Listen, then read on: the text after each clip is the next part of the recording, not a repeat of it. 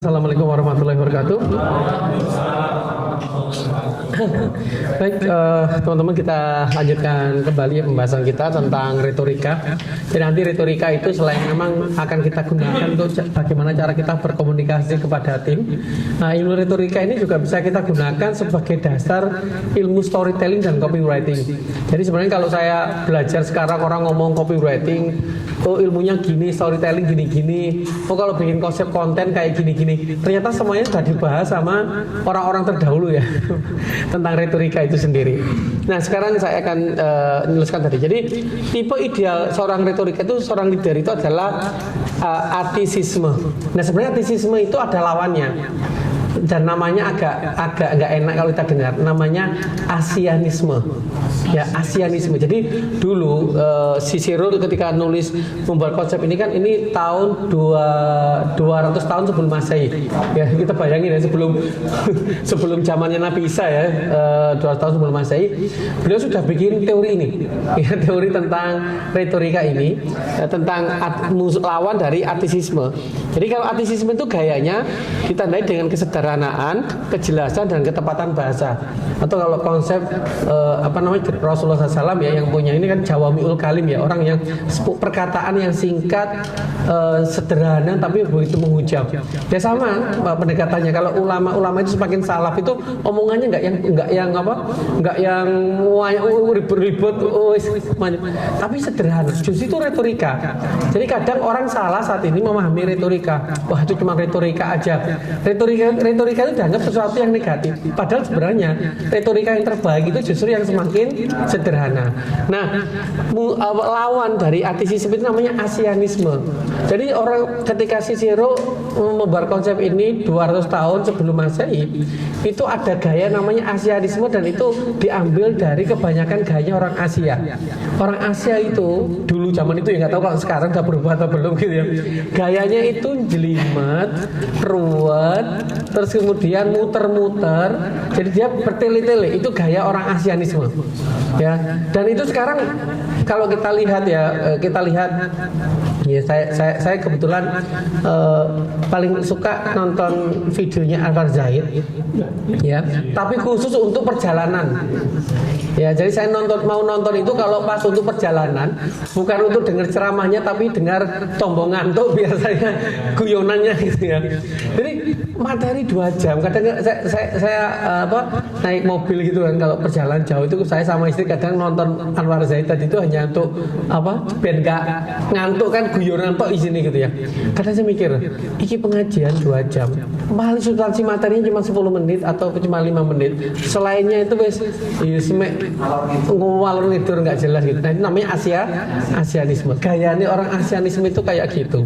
Dan itu nggak tahu ya sekarang masih jalan nggak ya orang asianisme. Itu istilahnya Cicero 200 tahun sebelum Masehi ya, gaya orang. Nah, lawannya apa? Yang benar adalah atisisme. Nah, gaya atisisme, retorika atisisme itu adalah gaya yang intinya tujuannya ketika dia berbicara itu 2 ini, anjuran sama penolakan. Ya, jadi amar ma'ruf nahi mungkar, itu aja tujuannya. Jadi ngomong apa-apa tujuannya adalah anjuran yang lebih baik dan menolak yang buruk, itu aja. Ya, jadi kalau kita mau berretorika kepada tim kita, tapi terus kemudian tidak ada 2 tujuan ini sama sekali, ya itu berarti bukan retorika, itu asianisme. Ya, itu cuman muter-muter. Kita ngobrol sama dia macam-macam, tapi ternyata cuman muter-muter. Muter-muter boleh, ya untuk menjalin engagement dan seterusnya, tapi harus tetap tidak boleh kehilangan 2 hal ini. Ya, jadi kalau saya sama anak saya biasanya kadang ngafe berdua, kadang kita baca buku berdua gitu ya sama anak saya. Itu saya harus selalu mikir, kita harus punya tujuan tertentu. Entah itu anjuran dia untuk menjadi lebih baik atau larangan dia untuk kemudian dia hindari. Harus ada selalu seperti itu. Nah, teman-teman, kalau kita buka yang peta kesadaran, coba bisa ya. Dan ini adalah tujuan materi ini sebenarnya kita ingin para leader itu di level willingness. Coba lihat, ada materi konsistensi. Ya.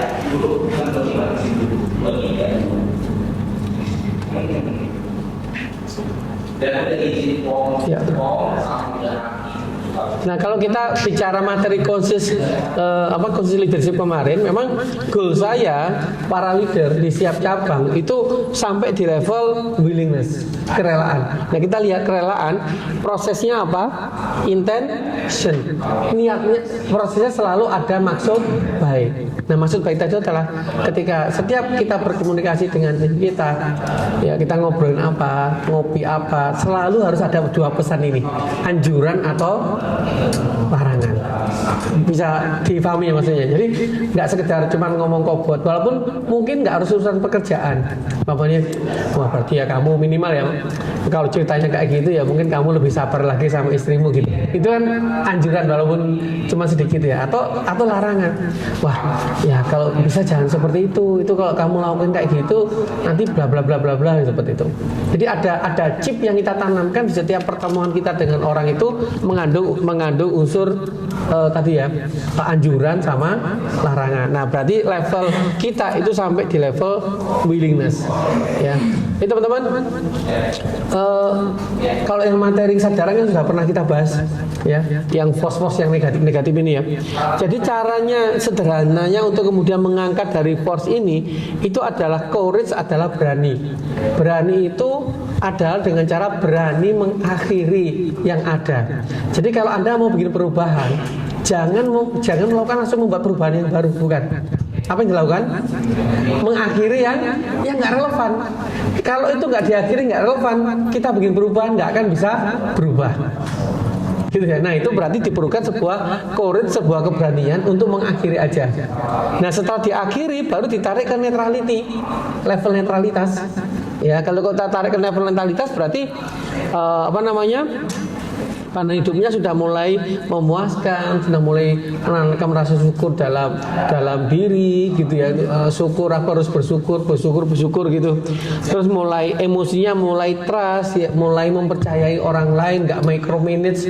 Ya Anda kepala cabang ngurusin nota, ngurusin yang jelimet itu nggak boleh seperti itu, harus mulai trust, memberikan kepercayaan kepada tim dan tim percaya sama Anda.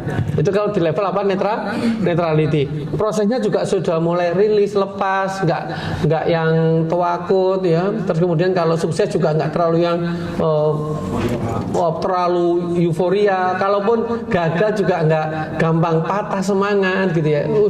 Udah rilis. Itu kalau sudah di level neutrality. Nah nantinya kita akan tarik ke level willingness atau kerelaan. Ini target kami ya kalau para leader itu. Kalau Mas Tata kemarin founder yang sini Mas ya. Target yang saya kemarin ke Tamango ya, ada Mas Tata sama Bu Salma kemarin, materi the founder itu bukan yang sini, tapi harus naik ke level yang kalau founder memang harus punya energi yang di atas. Tapi kalau leader itu sebenarnya kalau di sini alhamdulillah. Tapi kalau bisa minimal itu di willingness. Ya yang di kotak kuning inilah. Kalau mau naik ke atas kan agak berat, tapi minimal kita sudah selesai dengan diri kita sendiri dan kemudian kita punya hopeful, kita punya harapan. Bukan berarti orang yang sudah power terus kemudian, Mas, aku kan sudah nggak punya desire, aku nggak punya hasrat, ya. Berarti nggak ada niat gitu, enggak. Justru hasrat tadi itu, desire tadi itu berubah menjadi hopeful atau harapan. Ya ini materi kemarin sudah ada ya kemarin yang materi ya. Jadi sudah harapan gimana tokoku lebih gede, harapanku gimana, harapan. Dan harapan itu berarti bukan kepentingan diri, tapi harapan itu adalah kepentingan orang lain. Meaningnya adalah seperti itu. Ya kita punya tim ya, tim kita bekerja di tempat kita. Ya mereka punya keluarga, anak-anaknya juga mungkin sekolah, mungkin orang tuanya juga perlu dinafkahi dan macam-macam. Nah meaning kita tuh gimana mereka tuh naik, gimana bonus mereka tinggi, gimana ini tuh menjadi meaning, menjadi harapan gitu. Nah itu kalau orang sudah di level willingness. Nah nantinya setiap proses yang dia jalani selalu kata kuncinya selalu punya intention, selalu punya maksud gitu. Kembali ke tadi Mas.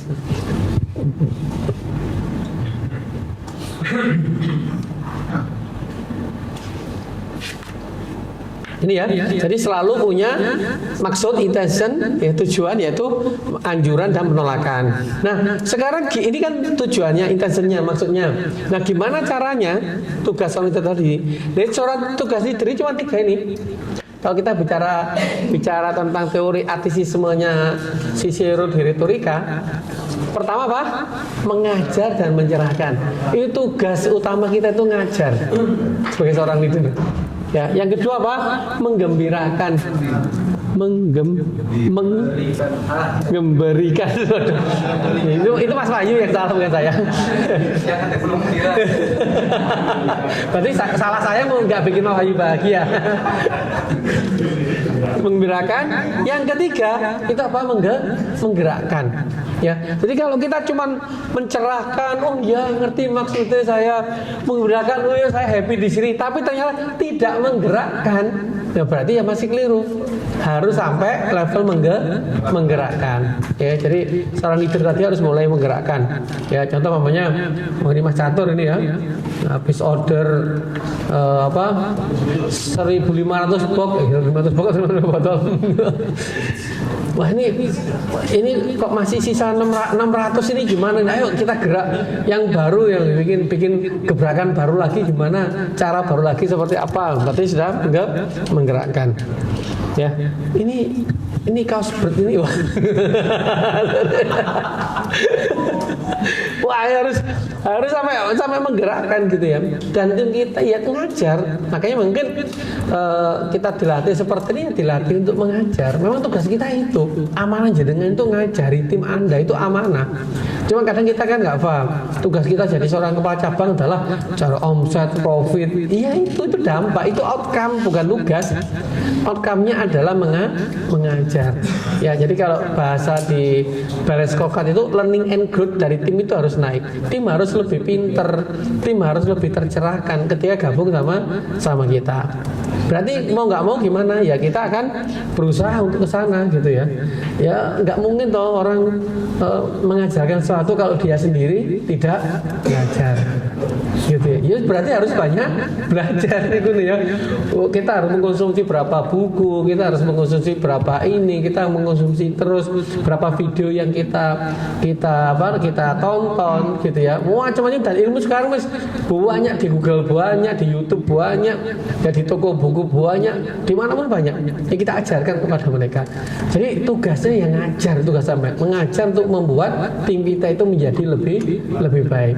Nah, otomatis berarti kita juga harus kemudian ya terpacu untuk belajar. Jangan sampai kita ngajar, masa udah ngajar, tapi yang diajarkan itu aja gitu ya. Nah, nanti di sesi yang coba ya, Mas, yang sini ya. Nah, tapi ini nanti ya, tapi ya.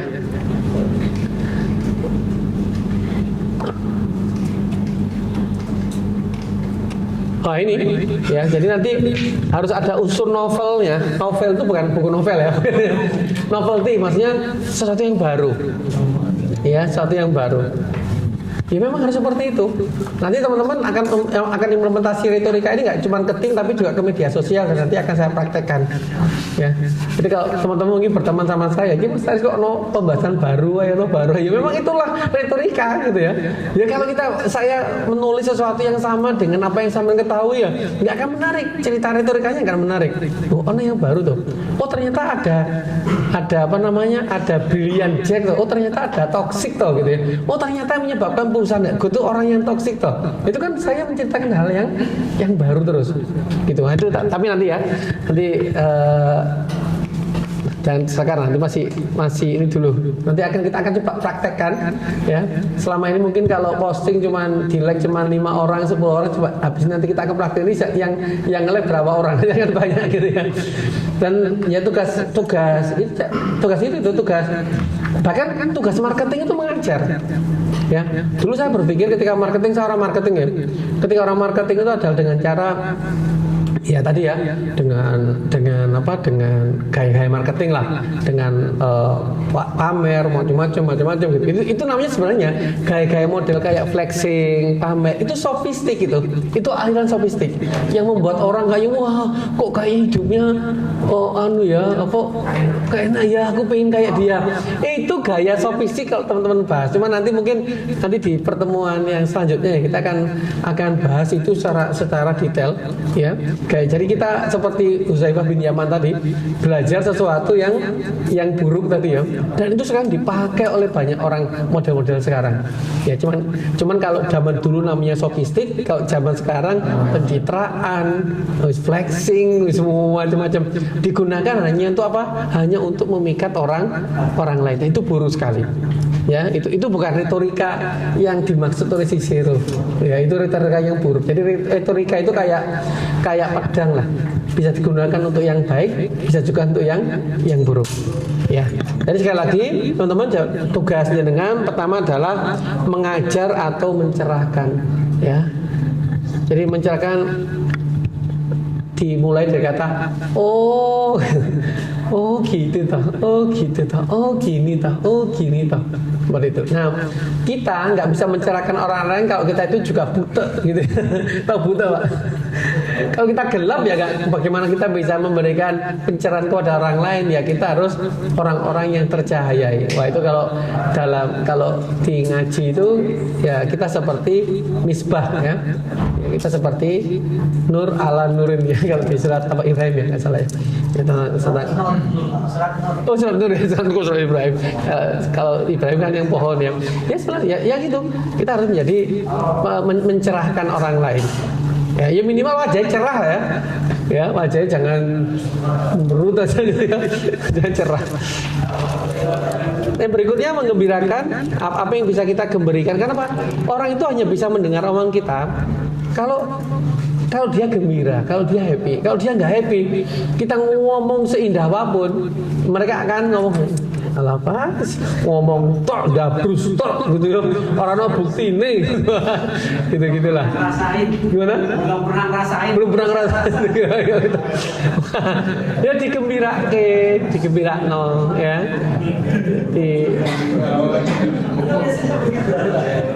Ya sesekali rujaan bareng, senang ya, hal yang kecil-kecil itu penting banget.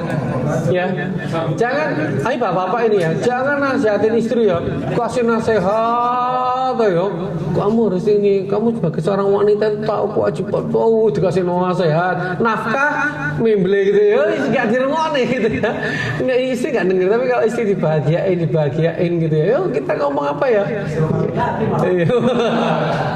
tapi ini belum tentu Pak. Biasanya metodologi ini kadang gagal kalau diterapkan ke istri. Ya, jadi kalau di metodologi kalau kita memberikan kebaikan kepada customer, kan customer merekomendasikan. Nah sama, kita merekomendasikan ngasih kebaikan ke istri, ternyata istri malah nggak semakin merekomendasikan, eman-eman. Bercanda enggak itu bercanda ya. Berarti kurang maksimal membahagiakannya sehingga nggak merekomendasikan gitu ya. Kalau masih belum percaya gitu sama kita. Nah, baru yang ketiga yaitu menggerakkan. Ayo sih, apa yang omongan yang kita sampaikan itu betul-betul bisa membuat orang menjadi bergerak untuk menjadi lebih baik, untuk membuat orang menjadi bertumbuh, untuk orang mulai berpindah dari keadaan yang sekarang menjadi keadaan yang lebih baik. Itu berarti ciri-ciri retorika yang ateisme yang positif gitu ya. Nah, yang Asianisme nanti kapan akan kita bahas yang Asianisme ya. Itu ya semoga yang kasih lah yang buahnya muter-muter, buahnya kemana-mana gitu. Nah, selanjutnya 3 hal yang harus diperhatikan oleh seorang leader ketika dia sedang berretorika. Ya, yang pertama adalah apa yang dikatakan. Jadi yang dikatakan tadi itu harus berbobot. Ya, ada meaningnya, apa yang dia katakan itu punya meaning. Ya, yang berikutnya adalah tempat menyampaikan. Yang ketiga ketepatan cara menyampaikan. Nah, ini kalau materi yang dulu, yang kemarin namanya aesthetic decision. Ya, coba Mas Bayu yang kemarin.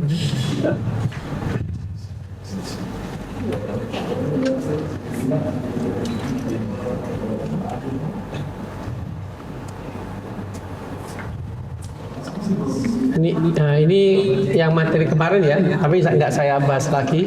Nah ini, berarti retorikanya sudah mencakup aesthetic decision, membuat keputusan yang indah.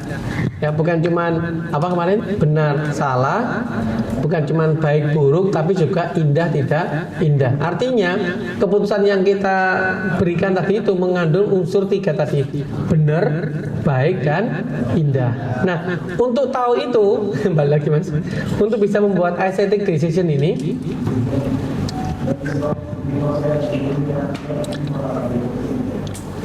nah untuk membuat aesthetic kita perlu 3 hal yang kita perhatikan. Ya setiap kita mau pengen membuat orang tadi membuat orang tadi ini ya, untuk mengajar, menggerakkan dengan tujuan untuk memberi anjuran maupun penolakan, itu caranya dengan memahami 3 hal ini. Apa yang dikatakan? Ya, jadi ketika kita melakukan sesuatu apa yang dikatakan, dan kita ketika mau mengatakan sesuatu kita punya tujuan. Aku lagi ngomong gini tujuannya apa? Jangan kita ngomong sesuatu tapi nggak jelas tujuannya. Contoh mamanya, aku pengen membuat, saya pengen ngasih tahu mengajari Mas Jeffrey materi tentang ini, ya. Itu kalau saya ajarin di kamar, nah itu enggak, ya gitu aja, ya. Cara ngajarin gimana ya? Saya ajak ke sini, umpamanya lah ya. Saya ajak ke sini biar Mas Jeffrey nyimak juga di sini gitu ya. Jadi saya nggak perlu menjelaskan. Kalau di kamar nggak mungkin saya seharian ngajarin beliau gitu kan. Tapi kalau di sini kan bisa seharian ikut sama saya. Nah itu contoh, ya. Jadi tahu tempat menyampaikan, jadi tahu apa yang dikatakan. Yang dikatakan tadi itu apa dan tujuannya apa, intensinya apa, niatnya apa, ngasih anjuran apa atau melarang apa, itu harus kita ketahui apa yang dikatakan. Baru berikutnya tempat menyampaikan, tempat yang tepat di mana. Ya, anak saya suka kopi, suka ngafe. Saya kalau ngasih nasihat jarang ngasih nasihat di rumah. Saya suka ngasih nasihat kalau di kopi. Nah, ketepatan cara menyampaikan, ya, ketepatan cara menyampaikan. Artinya kalau ketika ketemu sama orang langsung dituturi bla bla bla bla bla, ini enggak waktu yang ini enggak tepat cara menyampaikan. Justru dengan cara mendengar terlebih dahulu. Ya, contoh tim kita berbuat kesalahan, ya, langsung kita simpulkan, kemarin kamu salah kirim barang lagi ya? Ini 2 kali loh kamu salah kirim barang, kok nggak diteliti sih? Coba kalau mau dikirim diteliti gini. Ya kalau gini ya kamu merugikan perusahaan, merugikan teman-teman gini. Nah itu kalau kita menyampaikan dengan cara seperti itu. Tapi kalau kita dengarkan, ya Mas Tata, ya Mas kemarin kok sampai salah kirim lagi tuh, gimana coba ceritakan Mas, bla bla bla bla bla bla bla. Kadang kita nggak ngasih nasihat, iya Pak saya salah Pak, nanti saya akan begini tanpa kita sebelum ngomong gitu, sampai seperti itu. Apalagi kemudian, iya saya paham, tapi ini kalau bisa ya, ini kan yang sering udah kita lakukan. Ya kalau bisa ini terakhir lah lakuin seperti itu. Ya gini. Ya oke. Nah, gitu. Nah, itu berarti ketepatan cara menyampaikan. Ya ini yang penting yang harus dimiliki sama leader ya. Belum tentu ngomongnya itu, kalau urusan kantor ya di kantor. Jangan waktu nyopir, waktu di kendaraan bareng, jangan-jangan itu momen yang tepat gitu. Oke, teman-teman dari sampai sini ada yang dipertanyakan? Ya, jangan terus. Bertanya berkaitan dengan percepatan cara menyampaikan apa gitu ya. Tadi saya lakukan, artinya kita menyampaikan retorika tersebut di kesempatan ketika orang itu bahagia begitu. Iya, bisa jadi seperti itu. Ya, jadi kalau 3M itu, prinsip 3M itu ada momen, media, mood. Di mood dia yang tepat. Dia lagi panik-paniknya, ya dia habis kesalahan kan, terus kemudian dia di momen panik yang dia juga tahu dia salah. Baik nggak kita kemarin dia di posisi seperti itu, pas atau enggak momennya? Nggak pas, ya biarkan dulu. Ya bisa jadi dikasih nasihatnya besok, waktu dia sedikit lebih tenang gitu. Nah itu kita nih. Nah nanti teman-teman kalau teman-teman nanti belajar tentang energi ya, tapi mungkin ini sebenarnya materinya ini yang kemarin materi The Founder ya, itu kita akan tahu namanya sensor activation. Kita tahu oh orang ini waktunya closing. Oh waktu Anda sales ya. Oh ini waktunya closing. Oh ini belum nih. Nah, ini belum. Nah itu nanti itu kita akan bisa praktek itu. Ya, momen yang tepatnya seperti apa? Termasuk memberi nasihat. Ya contoh ya, istri kita bikin ulah gitu ya. Kita tahu kok kalau ini tak lanjutkan omongan mesti jadi konflik. Ya kita sudah ngerti sabar, tunggu dulu ya sampai di momen yang tepat. Nah itu jadi kemampuan retorika itu ternyata juga termasuk tadi itu memilih ketepatan momen tadi itu. Ya dan ketepatan cara menyampaikan. Bisa jadi cara menyampaikannya itu nggak harus verbal, bisa jadi cuma via WA. Ya jangan-jangan atau jangan-jangan ya jangan via WA, jangan-jangan harus one on one. Ya, atau jangan-jangan mungkin tepatnya memang dikumpulkan bareng itu kita harus tahu memilih dan memilahnya. Seperti itu. Ada yang lain, teman-teman? Ya, silakan. Ini mungkin toksik ya. Iya. Mungkin bukan pertanyaan ya. Iya. Tapi Pernyataan. ini sesuatu yang juga bisa kita hindari. Iya. Karakter toksik ini nggak bisa kita hindari.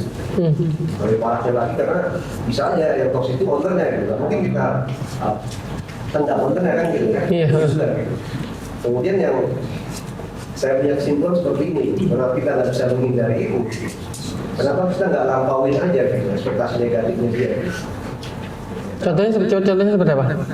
Wah ini bakal nggak jalan ini misalnya gitu, di demo recehan ini misalnya, kenapa nggak kita buktikan aja gitu?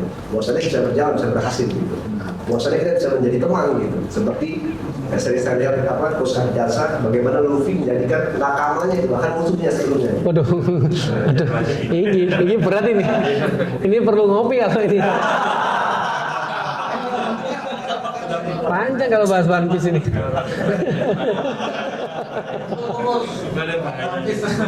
Apa kita perlu turun dulu? Oke. Nah, mungkin bagaimana dengan pandangan itu? Gimana kalau kita mikirnya, ya kita lampauin aja toksiknya dia gitu. Kalau dia ahli strategi, kita harus lebih ahli gitu. Kalau dia pintar, ya kita harus lebih pintar dari dia gitu. Iya, baik. Nah, toksik di sini ya ada dua ya, yang memang dia itu toksik karena dia nggak selesai terhadap diri sendiri. Nah, yang kalau saya di sini yang karena kita bahas masalah retorika, ini adalah toksik yang sofis, bukan toksik aja, tapi yang sofis atau Jack yang brilian, gitu ya, yang brilian. Nah, kita bisa seperti itu. Kemudian, wah ini orang ini kita tahu dia negatif, toksik, tapi dia gini-gini, kita lebih punya skill daripada dia, memacu kita untuk menjadi lebih baik. Nah, itu berarti kita berhasil memberi meaning. Oh ternyata di tempat kerjaan kita ada orang toksik, berarti meaningnya apa? Oh berarti ini meaningnya aku harus bisa belajar lebih giat lagi atau apa gitu, itu boleh seperti itu, meaning kita seperti itu. Nah jadi memang bagaimana sih cara menghadapi orang yang toksik gitu ya. Nah kalau orang toksiknya itu atau di atas kita, Anda juga harus menggunakan jurus sofis, ya. Jadi jangan merasa so hebat sama dia, karena dia pasti akan mengmusuhi kita. Itu kalau kita nggak punya kekuasaan, otoritas menghadapi orang yang toksik. Nah, kalau kita di bawah kita, ya itulah tugas leader sebagai amanah. Oh, sampai diamanahi orang yang toksik, berarti sampai punya tugas untuk mencerahkan orang tersebut. Itu kalau kita posisi di atasnya, ya, mama nih, sampai ada tim di bawah sampai yang toksik gitu ya. Ya kesempatan sampai untuk kemudian mencerahkan dia, menyadarkan dia dan seterusnya. Nggak iso eliminasi, gitu ya. Kalau kita punya authority. Tapi kalau kita di bawahnya, simple nggak usah bikin masalah, gitu ya. Nggak usah bikin masalah sama dia, karena dia orang toksik seperti ini, dia akan mengkondisikan orang-orang sekitar kita untuk nyerang kita. Jadi ciri-cirinya seperti itu. Ciri orang toksik dia nggak mau sendirian. Ya, dia selalu mengkondisikan. Dan nanti di sesi yang lain kita akan bahas ini ya, Sengkuni ini ya. Sengkuni ini seperti apa? Kita belajar itu bukan untuk nanti jangan sampai tak ajarin ini malah digunakan untuk Iki yang saya takut ini.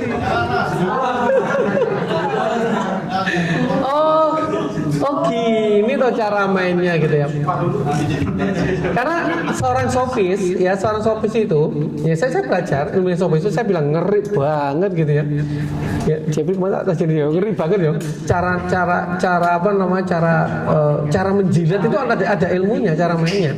Jadi kalau dia ketika bermasalah sama seorang dia nggak mau sama sekali menggunakan tangannya, ya. Dan kemudian dia selalu menutupi setiap kelicikannya itu dengan 1-2 kebaikan. Itu cirinya. Jadi nggak mau toks itu nggak ingin terlihat semuanya buruk nggak. Pasti dia akan menutupi. Ya kayak karakter seorang iblis setan gitu loh ya. Seorang tukang nujum, seorang ini dia tahu 1-2 kebenaran. Dia banyak kebohongannya, tapi dia tutupi dengan 1-2 yang benar. Wah itu karakter orang yang sofis. Ini kalau ngaji sofis, ngajar ilmu sofis nggak punya akidah yang kuat malah jadi orang jahat nanti ngajarin gitu ya. Itu memang coba bisa sukses orang kalau belajar ilmu sofis ini. Ya, makanya waktu dulu orang-orang sofis itu betul-betul bahkan apa ya, dia bisa menumbangkan kerajaan menjadi demokrasi. Itu orang sofis. Jadi produk demokrasi itu produknya orang sofis. Yang sebenarnya dia hanya memanfaatkan suara rakyat untuk kepentingan dia. Yang itu dia kondisikan, itu dia beli untuk mewujudkan keinginannya. Ya, dari seorang sofis itu punya prinsip seperti ya benar, pemimpin itu mengembala. Ya, mengembala timnya. Tapi kalau tujuannya dia mengembala, itu bukan untuk kepentingannya gembalanya, tapi untuk kepentingannya dia. Ya. Nanti kalau orang sofis itu bisa banget membuat Anda itu akan selalu ngikutin omongan dia, dan kalau nggak ngikutin omongan dia, Anda merasa bersalah. Padahal sebenarnya Anda nggak salah. Ya, Anda mau belajar ilmu seperti ini, Mas? Apanya harus saya diskusikan sama Bu Sama nih. ini tim Azam ini diajarin ilmu sofis atau enggak gitu ya? Ngeri banget Pak ilmu sofis ini, ya. Dan itu makanya dilawan banget sama Sokrates, sama Cicero di zaman itu ya. Lawannya adalah para sofis, termasuk yang mengubah dari sistem kerajaan menjadi demokrasi. Itu sejarahnya itu adalah kaum sofis yang sebenarnya tujuannya bukan untuk kepentingan rakyat sebenarnya. Ya, makanya ada satu tulisan ya tentang ini ya, tentang siapa? Tentang ini Niccolo Machiavelli ya, kemana ya saya baca.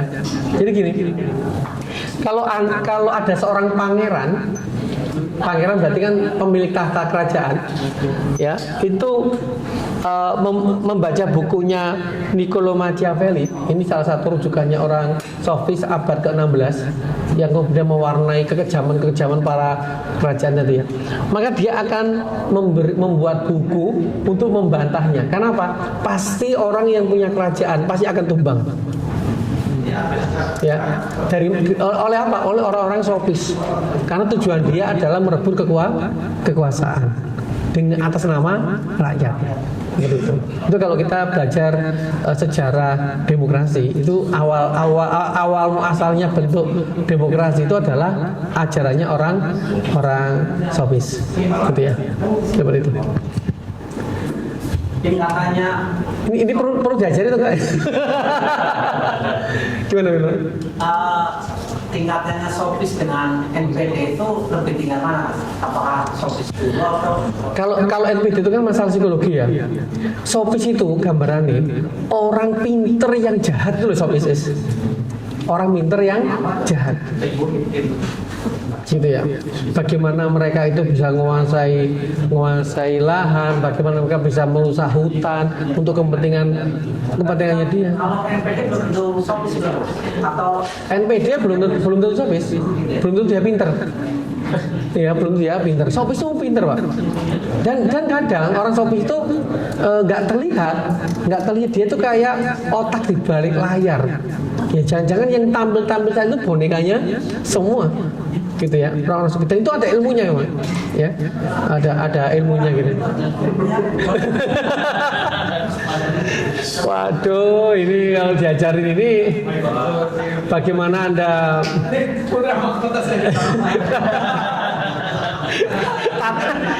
Tata pokoknya jangan sampai.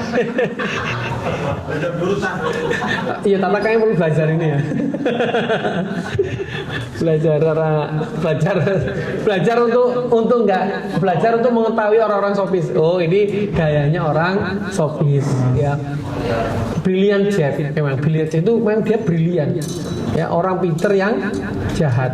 Ya, orang pinter yang jahat.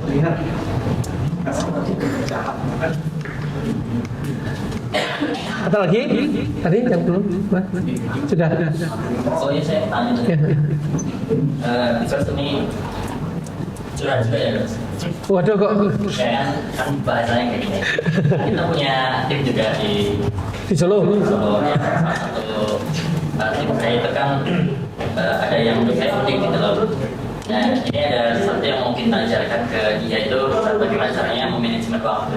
Jadi biar dia tidak mager gitu. Kalau mager kan dia pasti main HP. Dan ini kita sudah ajarkan misalnya apa yang mau dikatakan tentang manajemen waktu. Kemudian tempat menyampaikannya kan saya tahu dia itu senang jalan-jalan sama makan. Nah, saya lakukan itu ketika makan saya kasih tahu dia, ketika jalan saya kasih tahu dia.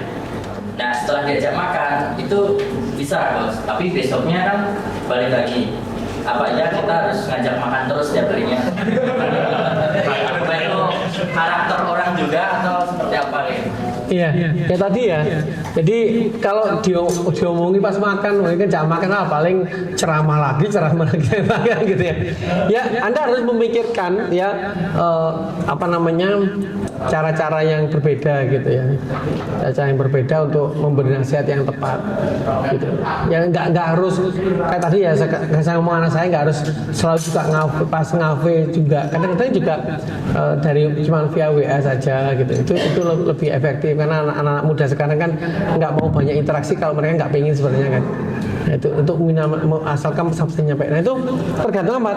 Tergantung memang keadaan mana yang lebih efektif dan kemampuan ini bisa diasah dan nggak gagal nggak apa-apa. Kita nyoba gini kok pendekatan gini, approach-nya gini gagal. Ya wis coba lagi sampai kita mahir untuk menggunakan retorika. Gitu ya. Jadi memang penting sekali ketika memahami retorika bagaimana mungkin kita menjelaskan hal yang di lapangan kepada pimpinan itu kan juga perlu retorika kan beda sama kita ngomong sama yang di bawah kita. Kalau kata kita kan harus betul-betul yang tepat. Kalau enggak kan nanti dia bisa tadi dia marah, tersinggung macam-macam dan seterusnya gitu. Nah itu pintar-pintarnya kita berretorika. Ya, saya yakin ketika level retorika itu masih dalam tahapan artisisme, artinya retorika kita tadi itu memang retorika yang punya niatan yang baik, ya, niatan yang baik itu penting banget kita memang berretorika. Ya, contoh retorika itu adalah ketika Rasulullah SAW menghadapi orang